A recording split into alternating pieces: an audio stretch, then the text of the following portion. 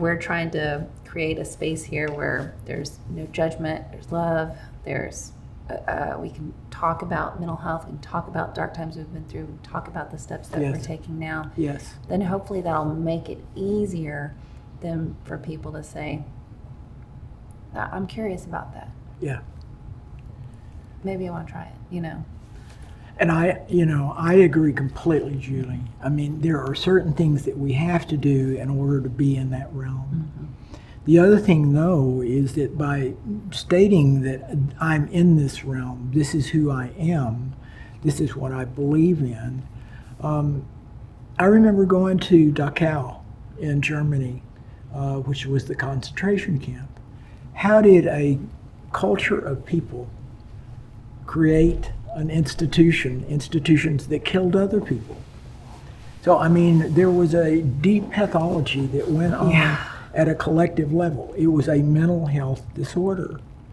And I think that's what both you and I are talking to. Great point. Somebody needs to be the canary in the mine that prevents us from being able to discount other people's lives and experiences to the point that they're diminished, to a point where they're nothing, they're not human. We're all human. We're all here in this, in the same shape, form, and fashion.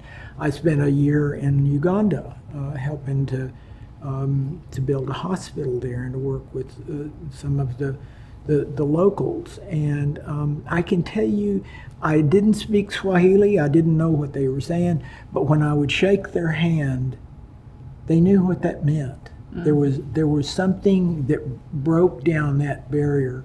And I think it's the same way here in the U.S. Obviously, there are deep chasms which keep us apart from a lot of folks because we're all capable of such dark things, and yet we're so capable of these beautiful things where we can help each other and be of service to each other.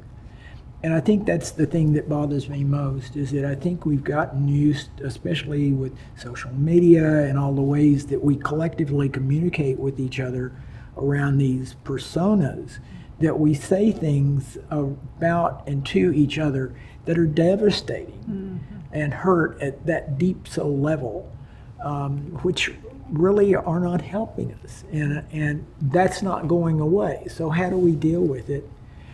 You know, you compensate and you do the things that you're doing. You tell these stories. You help others of us to help us focus to tell these stories. And I think, but I think the mental health that you're talking about, Julie, is something that has to be done every day. Yeah, I agree. You know, the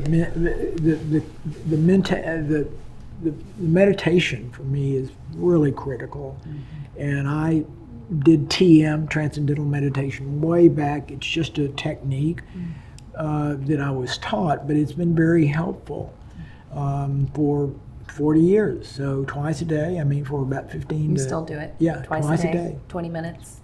20 in the morning, 15 in the evening. Okay. And if I don't now, then I just can't sleep well. And so, you know, it's kind of a positive addiction. But the thing is, there are a million different ways to meditate. And I will say that I don't think that the method is as important as the constancy. Yeah, I agree. Yeah. And even if you can only start out with like a couple of minutes, yes, anything helps. Yep. Even in 2 minutes, you can just teach yourself, okay, my thoughts are wandering, one breath, okay, yeah, you know, I'm here, I'm centered. Yes. Because it seemed, I mean, that was the thing, is I would try meditating for the longest time. And you know, and build up. I think that we're both speaking to the same thing, is that how do we help ourselves to be focused and present? And most of my life, especially as a physician, I was living about 15 minutes ahead. You know, when I look back at the happiest times in my life, the only regret that I have for many of those is that I just didn't pause to really take that in and feel the joy that went with it. I was already 15 minutes ahead. Who was I supposed to see? Where was I supposed to go? And yet there were these dramatic moments that were magical. And yet I just blew past them. And, you know, if I have any regret, that's the one thing that I wish I could undo, is to be living in my head to a point where I couldn't really enjoy the magic that was happening in my life. But the other thing, Julie, that I think that's important is that we live in an age, in this pandemic, of anxiety. And I think that anxiety, again, comes from that soul level fear that we're not enough, that we're not enough, that we're not being enough, that we're not going to have enough, that we're going to lose something that we have, or not get something that we want. And it takes us out of that space and creates this drama. And I mean, what do we see day to day? This drama. I'll tell you this, that I really didn't understand any of this until I began to transition. I didn't know anything about makeup. I didn't know anything about clothes. I didn't know anything about being a woman, but I knew I was a woman. Yeah, tell me about that, because how long did you feel like you were living really in more silence around that? It happened, and mine, I think, is atypical, but I was sitting in our retirement home in Nevis, the West Indies.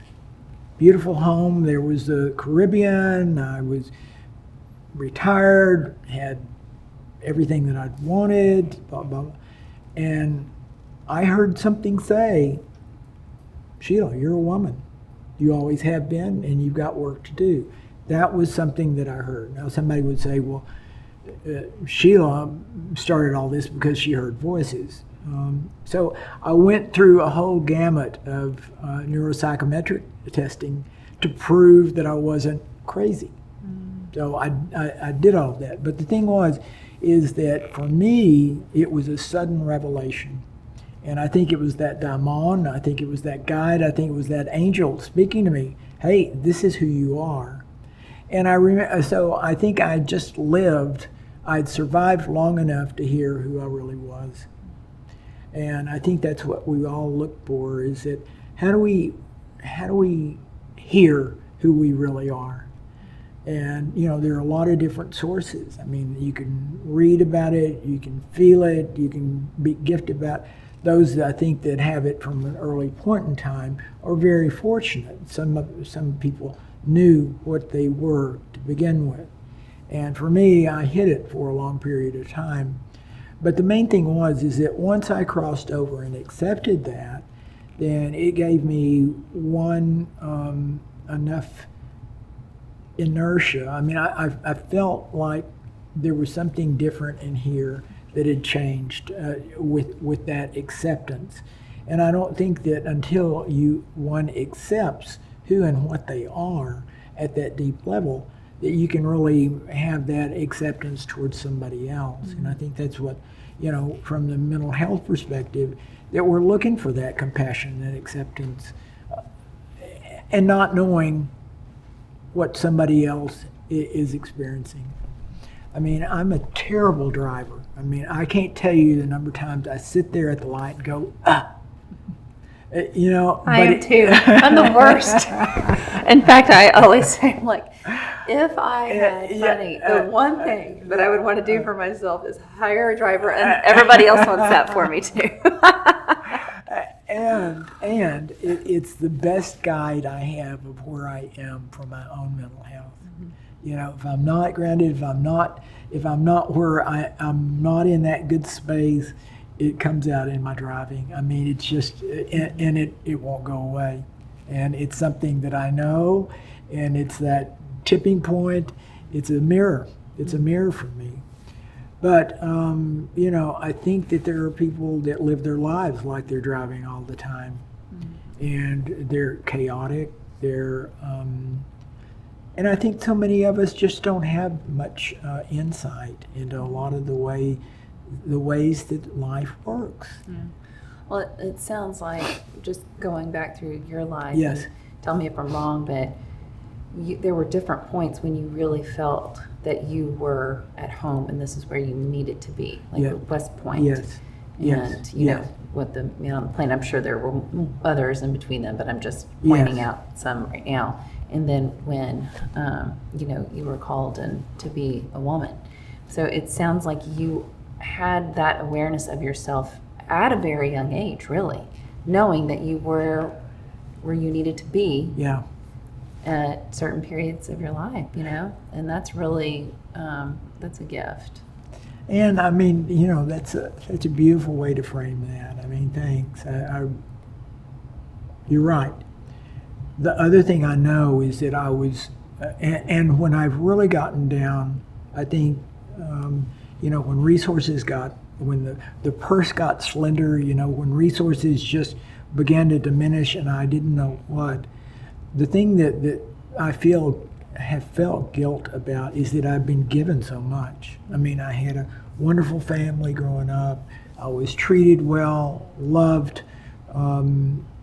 uplifted, given so many opportunities, and then to get to this point and not to be able to give back in a way that I was feeling that was important, that hurt. I mean, that hurt me. What I haven't told you is that there were 4 or 5 times that something intervened that prevented me from being killed. A parachute jump. I had the jump master wrap something around my arm, which shouldn't have been there, that if I jumped, it was a night jump, and if I jumped, then it would have torn my arm apart off, and I would have bled to death before I've been driving 90 miles an hour drunk, passed out, and the car stops 6 inches from a 40-foot drop-off. You know, there are just a series of things that I point to and I go, some reason I am here to try to help do better than what I think at times. I'm here to be a vessel for something. And I think that's when I'm the best, is that I remember that, is that I'm just really lucky. And you know, when I stop at the stoplight and those guys ask for, you know, $1 or something or a blessing, you know, I'm thinking, how am I any different from those poor folks that are sitting out there? Many of them with true brain disorders. Right. And so I think the gratitude puts me in a space that is really important. I think the ketamine is helpful in helping reframe that those pathways in suicidality. Yeah. I think that's important. Can you, yeah, I'd love to just know that you've said meditation and gratitude. Yes. And I know there's probably other things I'd love for you to speak on that you've done to, you know, move forward in your life to get help. But I also really want to understand more, have our audience understand more about what is ketamine. Can you explain that? Sure. I'll add one other thing to our mental health talk before I jump into that. Okay. And that's something you and I have talked about, is calling. Oh. You know, there's that place in us, you know, where we hear something and you either respond to it or you don't. Yeah. And there's a lovely poem by Adrienne Rich, but you know, and she says it's only a door. Mm-hmm. You can either go through it or not. Oh, it's so true. But it's a door. Yeah. And I think that's the thing, is that, you know, what we've both done is responded to that door being opened. Now, ketamine, I came to through a therapist, psychiatrist, who suggested it for a deep depression that I was going through, and tried it and was miraculous. I mean, within an hour session of one sitting with intramuscular ketamine.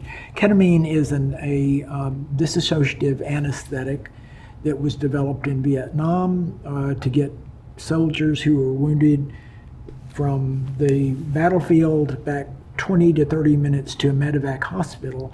And so their buddy would inject ketamine to allow that to happen. There's no respiratory or cardiac depression. So it's a very gentle way of putting people to a point where they're not conscious of their body, but they're still aware. So the thing is that you don't leave your body, but it's that sensation of being just a little bit distant from who you thought you were. And somehow it appears that the psychedelic experience, the colors, the shapes, the forms, the textures that show up during that 45 minutes are the things that actually change the pathways in multiple pathways. It's not the same ones that we have used for depression with the SSRIs or SRNIs, serotonin and dopaminergic pathways. These work in a little different way, but they're more diffuse. And they take suicidality, they take suicidal ideation off the table. I have a friend, so I can say that, I don't know a ton of people, but I know one person specifically. She struggled for years. I mean, she would have to admit herself into the hospital because of her suicidal thoughts. And ketamine has just completely changed her life. It just hasn't struggled with them at all anymore. Well, and I'm glad that so many of us have those stories, and but also remember that ketamine was a party drug, especially in the LGBT community for the 80s and 90s, and got a horrible reputation. Dr. K or vitamin K or whatever, but this is dosed in a completely different way. It's intramuscular at a little higher dose, but much lower than a general anesthetic dose. And the set and setting is so critical. And that's what I think my own belief system is important in this. And that I think that what I bring to the interface between the person that I'm injecting and myself, there is some healing container. I think that's part of the process. And so it's the way that I'm doing this is that I'm offering it as a concierge practice, is that I vet people through a secure site, and then determine with them over a period of time if they feel that they're would be wanting to try this, and then I come to them and inject them in their own home, and watch the whole 45 minutes to an hour session, and then we talk about it afterwards, and we do several of those in a row, and it seems to help dramatically change a lot of ideation around deep depression, trauma, suicidality.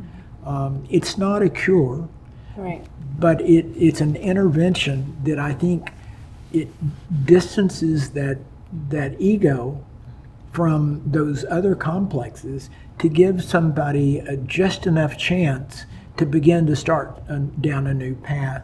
And so I think then, especially with therapy, and there are a couple of therapists that work with me, plugging those people, if they don't have a therapist, into a new realm is very important. So I think it's a way to intervene.